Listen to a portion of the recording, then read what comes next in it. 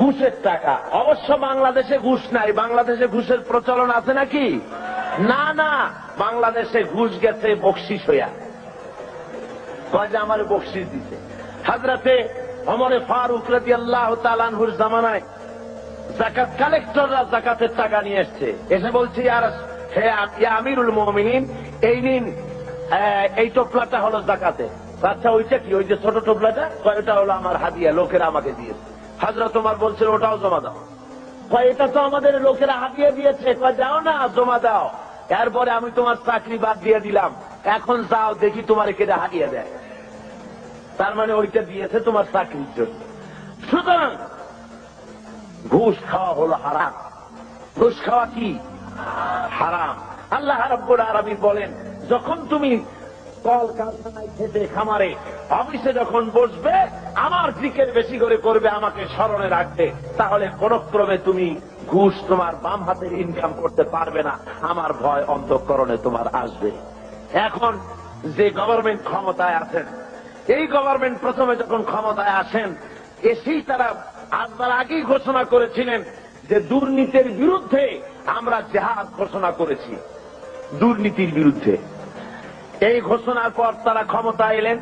এর কদিন পরেই আমার মাহফিল ছিল বাইতুল মোকাররমে। তো ঘোষক সেখানে উপস্থিত, বোঝেন তো কে?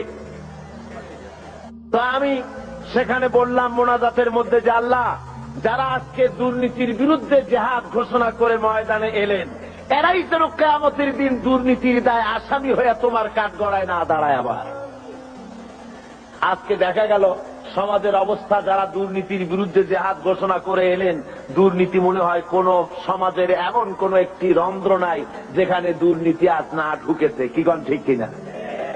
সমাজের পরতে পরতে, সর্বস্তরে, রন্ধ্রে রন্ধ্রে ঘুষ, অনাচার, ব্যভিচার ঢুকে গিয়েছে। এই জন্য আল্লাহ বলছেন, আমি যদি স্মরণে থাকি তাহলে এই অন্যায় অবিচার করা তোমার পক্ষে সম্ভব হবে না।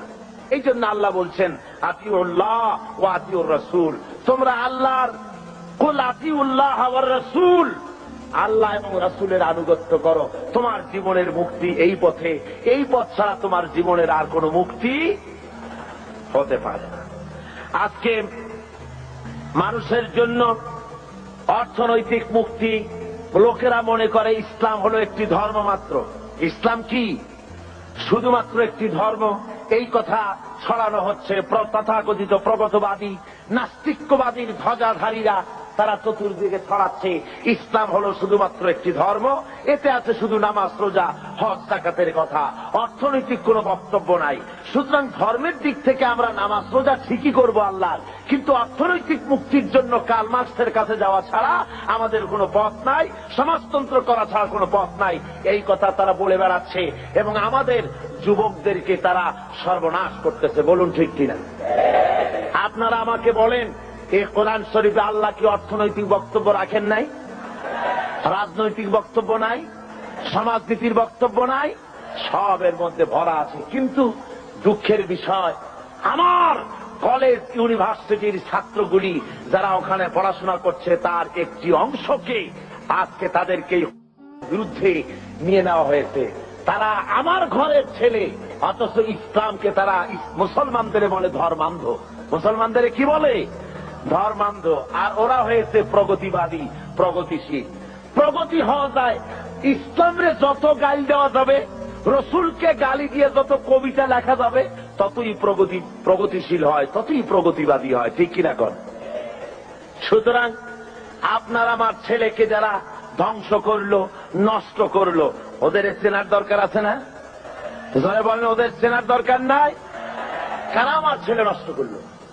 আমার ওই ছেলে ইউনিভার্সিটি, কলেজে আজকে যারা লেনিন এবং মার্কসের গোলাম হয়েছে, এই ছেলেগুলি তো আমার ছেলে ছিল, আপনার ছেলে ছিল, আমার ভাইয়ের ছেলে ছিল।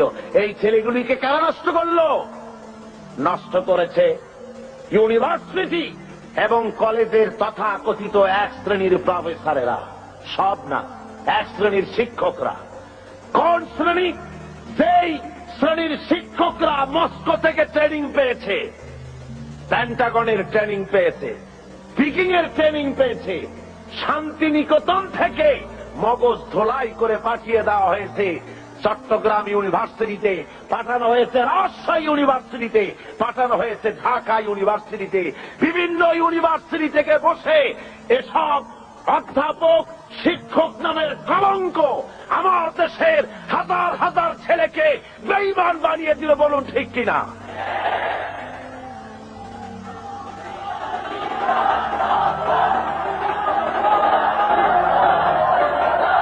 ভাইয়েরা আমার, আজকে আমাদেরকে বুঝতে হবে, ওই ইউনিভার্সিটিগুলিতে যদি কোরআনে কারীম পড়ানো হতো, যদি রাসূলের হাদিস পড়ানো হতো, রাসূলের অর্থনীতি যদি পড়ানো হতো, ছেলেগুলি খারাপ হতো না, সব মুহাম্মদ সাল্লাল্লাহু আলাইহি ওয়াসাল্লামের অনুসারী হয়ে যেত। ঠিক কিনা বলেন? আল্লাহ রাব্বুল আলামিন কোরআনে কারীমের মধ্যে অর্থনীতি দিয়ে ভরপুর করে দিয়েছেন। সমস্ত কথা বলেছেন, শ্রমিকের ব্যাপারে কথা বলেছেন, কৃষকদের ব্যাপারে কথা বলেছেন। পুঁজিবাদকে ইসলাম আশ্রয় দেয়নি, বরং অর্থনৈতিক একটি সামাজিক সুবিচার, একটি সুষম বন্টন নীতির কথা আল্লাহ রাব্বুল আলামিন বলেছেন। এই পৃথিবীর সমস্ত সম্পদের আসল মালিক কে? জোরে বলুন কে? লিল্লাহি মা ফিস সামাওয়াতি ওয়া মা ফিল আরদ। পড়েন সবাই আমার সাথে, লিল্লাহি মা ফিস সামাওয়াতি ওয়া মা ফিল আরদ। আসমান আর জমিনের সবকিছুর একচ্ছত্র মালিকানা হলো আল্লাহর। কিন্তু আল্লাহ রাব্বুল আলামিন ওই মালিক আল্লাহর সম্পদ থেকে কাউকে কাউকে এর মালিক, এর কিছু সময়ের জন্য রক্ষক বানায় দেন, কিছু সময়ের জন্য আমানতদার বানায় দেন। যার কাছে যতটুকু জমি আছে, টাকা আছে, সম্পদ আছে, এগুলি তার কাছে আমানত মাত্র।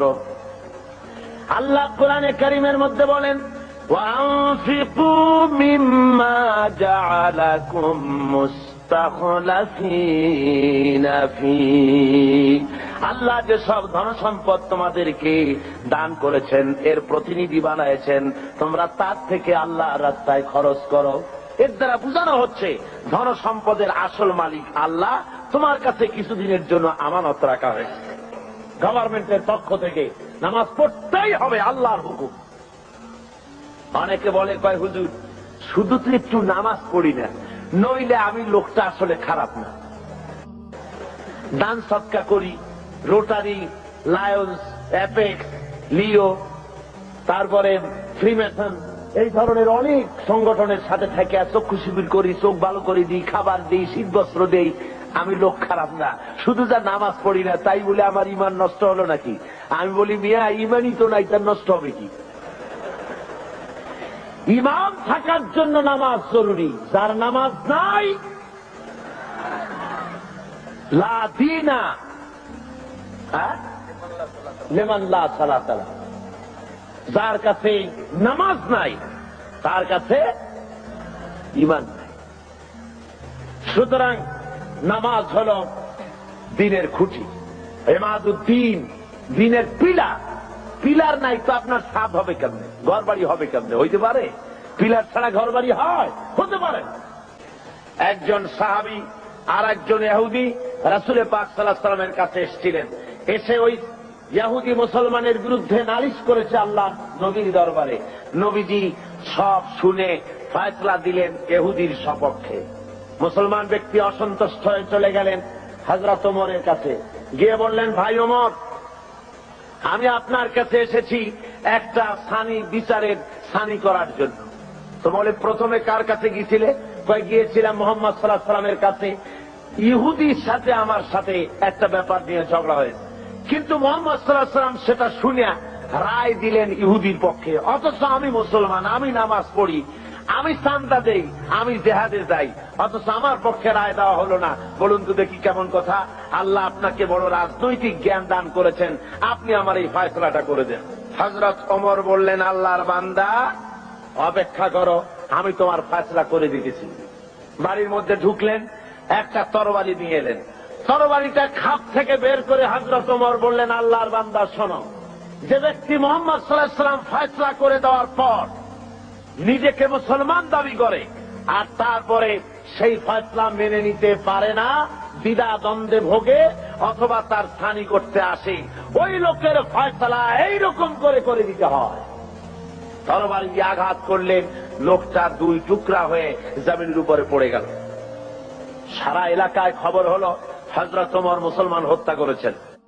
ভাইরা আমার, আল্লাহ রাব্বুল আলামিন বলে দিলেন, কোরআনে কারীমের আয়াত নাযিল হয়ে গেল, ফালা ওয়ারাব্বিকা লা ইউমিনুনা হাত্তা ইউহাক্কিমুকা ফীমা শাজারা বাইনাহুম ثم لا يجدوا في أنفسهم حرجا مما قضيت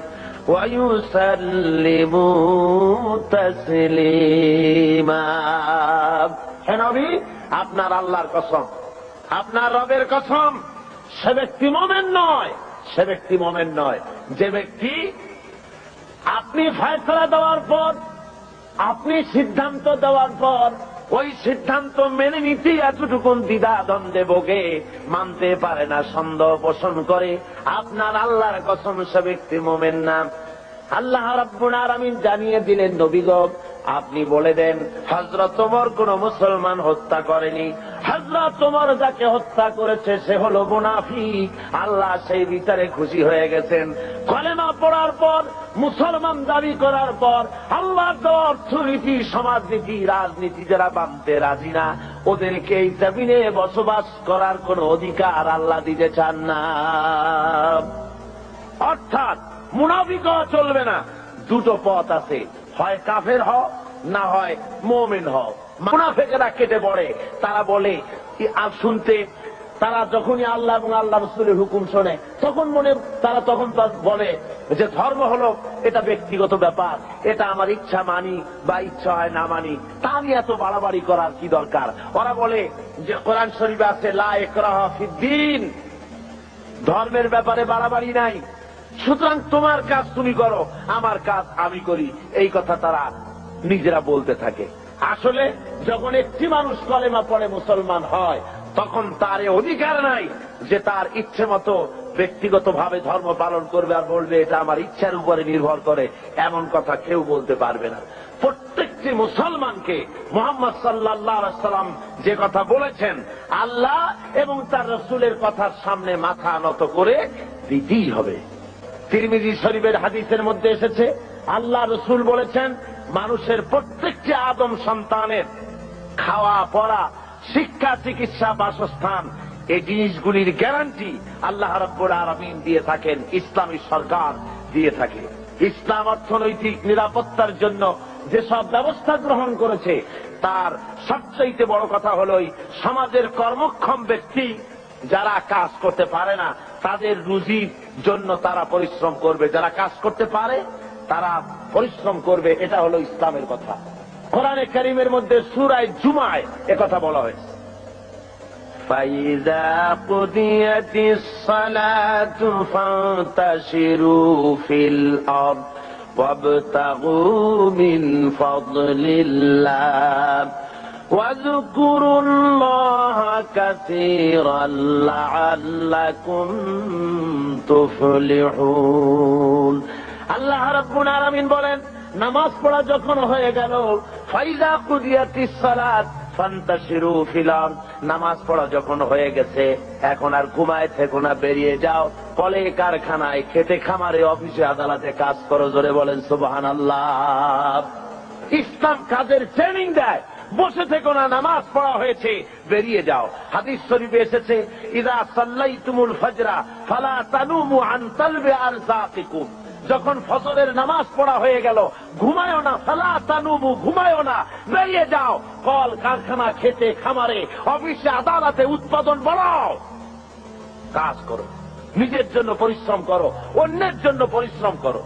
হুজুর বলেছেন, সেই ব্যক্তির মতো হতভাগ্য আর কেউ নাই যে নিজের জন্য পরিশ্রম করে না, অন্যের জন্য পরিশ্রম করে না, তার মতো হতভাগ্য আর কেউ হতে পারে না। ইসলাম কাজের কথা এভাবে বলেছেন, আর বলেছেন কি, এই কাজটা যখন করবে তখন কিন্তু আমাকে ভুলে যেও না, আমার কথা মনে রেখো। যখন তুমি কাজে বেরোবে,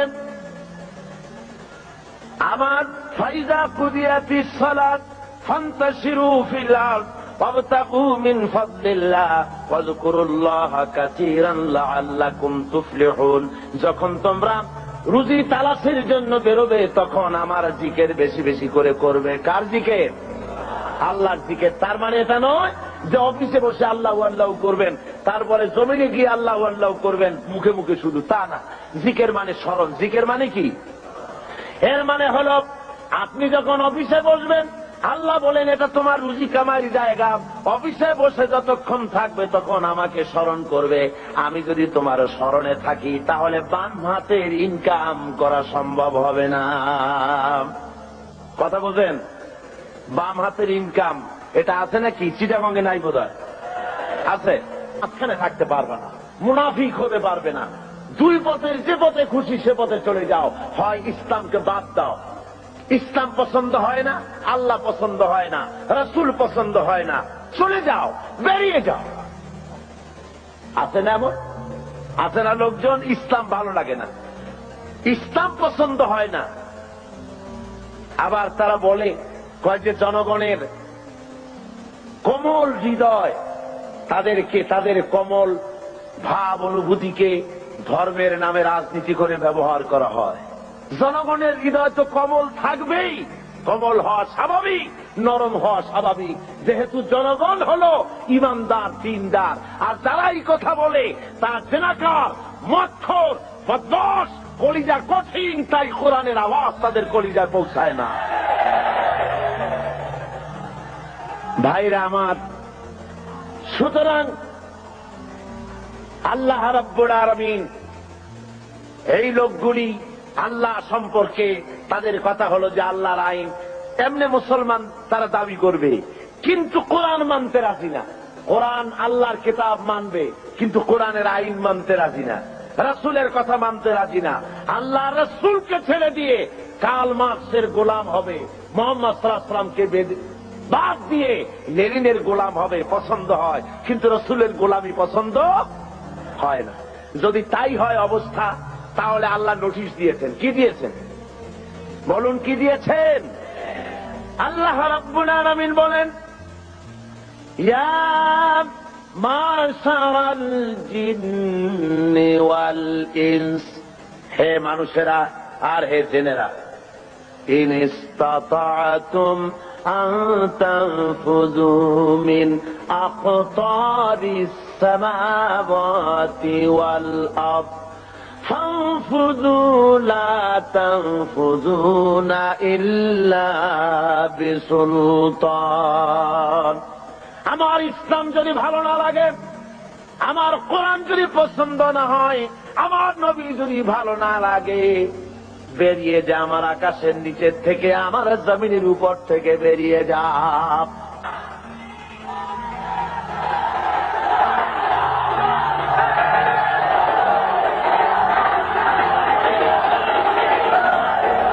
আমার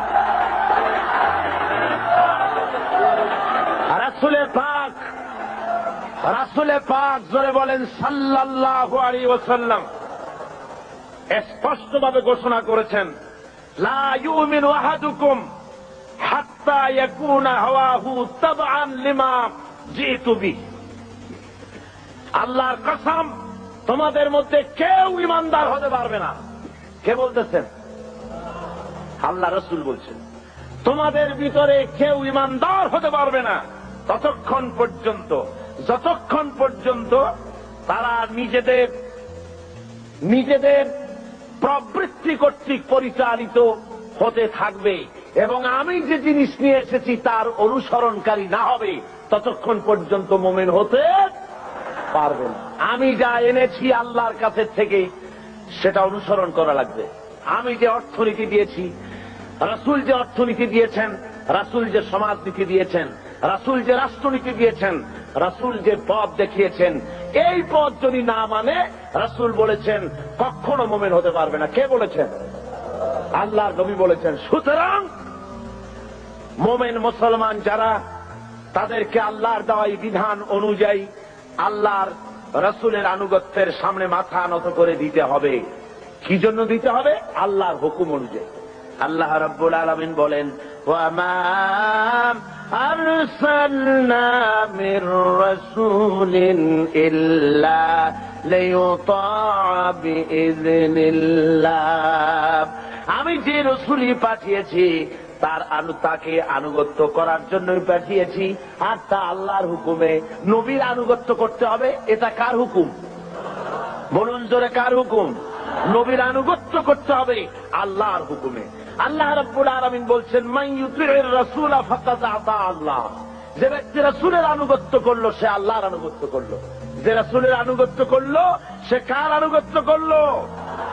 আল্লাহ রাব্বুল আলামিনের। সুতরাং প্রত্যেকটি মুসলমানকে তার ব্যক্তি, পরিবার, সমাজ ও রাষ্ট্রে জীবনের সকল দিক ও বিভাগে একমাত্র তাকে আইন মেনে চলতে হবে। কার? আল্লাহ। এ ধনীদের সম্পদের মধ্যে গরিবদের অধিকার আছে। আল্লাহ রাব্বুল আলামিন বলছেন ধনীদেরকে যে গরিবরা তোমার করুণার পাত্র নয়, বরং তোমাদের সম্পদে আছে তাদের অধিকার, সে অধিকার তোমরা আদায় করে দাও। এবারে আল্লাহ রাব্বুল আলামিন এভাবে করে কোরআনের মধ্যে বারবার এই কথা বলেছেন, ওয়ানফিকু মিম্মা রাযাকনাকুম। আমি তোমাদেরকে যে রিজিক দান করেছি তার থেকে তোমরা খরচ করো গরিব জনসাধারণের জন্য। প্রশ্ন উঠলো, হে রাসূল কি খরচ করব? আল্লাহ জবাবটা শিখায় দিলেন, ওয়ায়াসআলুনাকা মাযা ইউনফিকুনা কুলিল আফওয়া। আল্লাহ রাব্বুল আলামিন বলেন, নবী হে, আপনাকে প্রশ্ন করা হয় কি খরচ করব, আপনি বলে দেন প্রয়োজনের অতিরিক্ত জিনিস আল্লাহর রাস্তায় খরচ করে দাও, যেটা তোমার কাজে লাগছে না, তোমার ব্যক্তিগত এবং তোমার পরিবারের জন্য রেখে বাকি জিনিসটা তুমি আল্লাহর রাস্তায় মানুষের জন্য, গরিবদের জন্য খরচ করে দাও। আল্লাহ রাব্বুল আলামিন এরপরে যারা কাজ করতে পারেন তাদের কি, যারা কাজ করতে পারে না, উপার্জনে অক্ষম যারা, তাদের জন্য আল্লাহ রাব্বুল আলামিনের রাসূল পাক সাল্লাল্লাহু আলাইহি ওয়াসাল্লাম বলেছেন যে যারা কাজ করতে পারে, তারা কর্ম কাজে যারা শক্তি নাই তাদের প্রয়োজন তারা মিটিয়ে দেবে। ওয়ায়াকফুলু গানিয়ুহুম ফাকিরাহুম। তাদের সমাজের ধনীরা তারা গরিবদের খাবারের বন্দোবস্ত করবে, তাদের অভাব অভিযোগ প্রয়োজনকে মিটিয়ে দেবে। আল্লাহ রাব্বুল আলামিনের নবী বলেন সেই ব্যক্তি মুমিন নয়, সেই ব্যক্তি মুমিন নয়। তিনবার বললেন। সাহাবায়ে কেরাম জিজ্ঞেস করলেন, ইয়া রাসূলুল্লাহ কোন ব্যক্তি মুমিন নয়? হুজুর বলেন যে ব্যক্তি পেট পুরে আহার করার পর ঘুমায় গেল, এই কথা জানার পরে যে তার প্রতিবেশী না খেয়ে আছে, এই কথা জানার পরে যে ঘুমায় গেল, আল্লাহ নবী বলেন সে যত নামাজি আর যাই কিছু হোক না কেন, আল্লাহর কাছে সে মুমিন বলে চিহ্নিত হতে পারবে না। এর চাইতে উন্নত মানের কথা এই পৃথিবীতে আর কেউ বলতে পেরেছে? বলুন, কি বলেন? আর কেউ বলতে পেরেছে? আর কেউ বলতে পারেনি। রাসূল পাক সাল্লাল্লাহু আলাইহি ওয়াসাল্লাম বলেছেন, আইয়ু রাজুলিন মাতা জিয়ান বাইনা আগনিয়া ফাকাদ বারিয়াত মিনহুম জিম্মাতুল্লাহি ওয়া রাসূলি।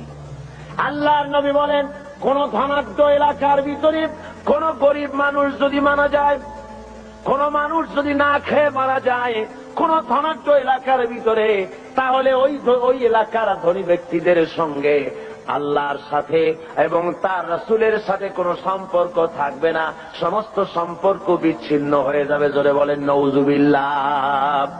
কোন ধনীদের এলাকায় যদি গরিব না খাইয়া মরে যায়, তাহলে ওই এলাকার ধনীদের সাথে আল্লাহর কোনো সম্পর্ক বাকি থাকবে না।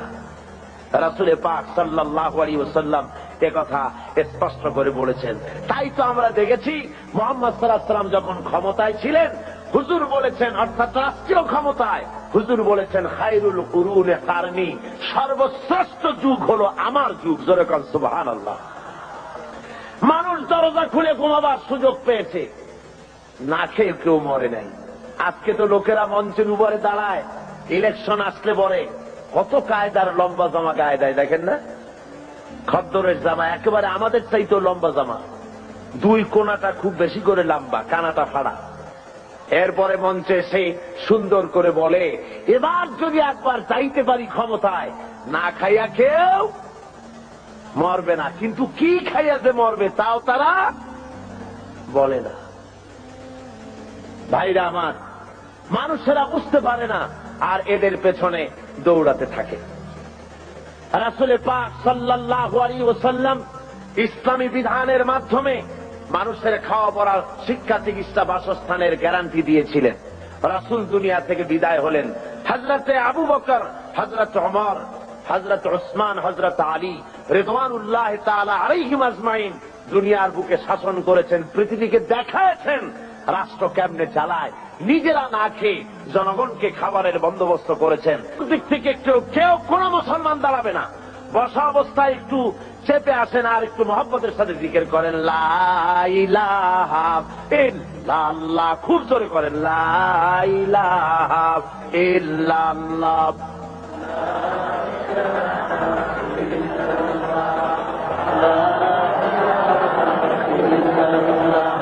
লা ইলাহা ইল্লাল্লাহ, লা ইলাহা ইল্লাল্লাহ, লা ইলাহা ইল্লাল্লাহ, লা ইলাহা।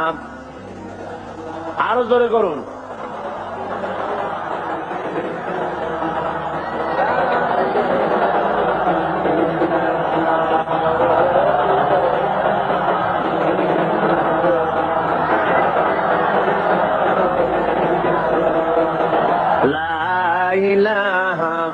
ইল্লাল্লাহ, লা ইলাহা, লা ইলাহা ইল্লাল্লাহু মুহাম্মাদুর রাসূলুল্লাহ।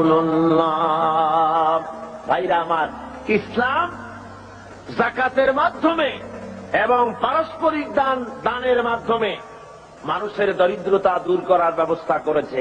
হযরত ওমর ইবনে আব্দুল আজিজ রাহমাতুল্লাহ আলাইহির যুগে বাজারে বাজারে শহরাত করা হতো, যাকাত কে নেবে, যাকাত কে নেবে, একটা লোক যাকাত নেব আমি, এইরকম লোক পাওয়া যায় নাই। জোরে কোন সুবহানাল্লাহ, লোক পাওয়া যায় না। হযরত ওমর ইবনে আব্দুল আজিজ রাহমাতুল্লাহ আলাইহির জামানায় একটা লোক অনেকগুলি যাকাতে সদকার টাকা নিয়ে ঘুরতেছেন, কারে দেবে, গরিব তালাশ করতেছে। তালাশ করতে করতে 3 দিন হয়ে গেছে, পায়নি। শেষ পর্যন্ত মরুদ্যানের ভেতরে বসে ঝিমোচ্ছে। এমন সময় দেখে যে আর একটা লোক সেখানে আসছে, গায়ের জামা কাপড় ময়লা, বিরাট একটা গাচ্ছি। তারে বলছে, আসসালামু আলাইকুম ভাই, আল্লাহর মেহেরবানি আপনারে পাইয়া গেছি। আমি আজকে 3 দিন পর্যন্ত সদকার টাকা নিয়ে ঘুরতেছি, কারে দেবো কোন লোক পাই না, আপনার মতো একটা গরিব লোক পাইয়া গেছি, আপনি দয়া করে আমার টাকাগুলি নিয়ে আমারে বাঁচান। ওই লোকটা বলছে, মিয়া তোমার মাথায় স্ক্রু ঢিলা টিলা নাকি? তুমি কি মনে করছো আমার ওই টোপলার মধ্যে ছেঁড়া খাতা? আমার টোপলার তোমার ওর মধ্যে কয় টাকা? কয় যে এত। তা আমারটা গুলিয়ে দেখো, তোমারটার চাইতে অনেক বেশি।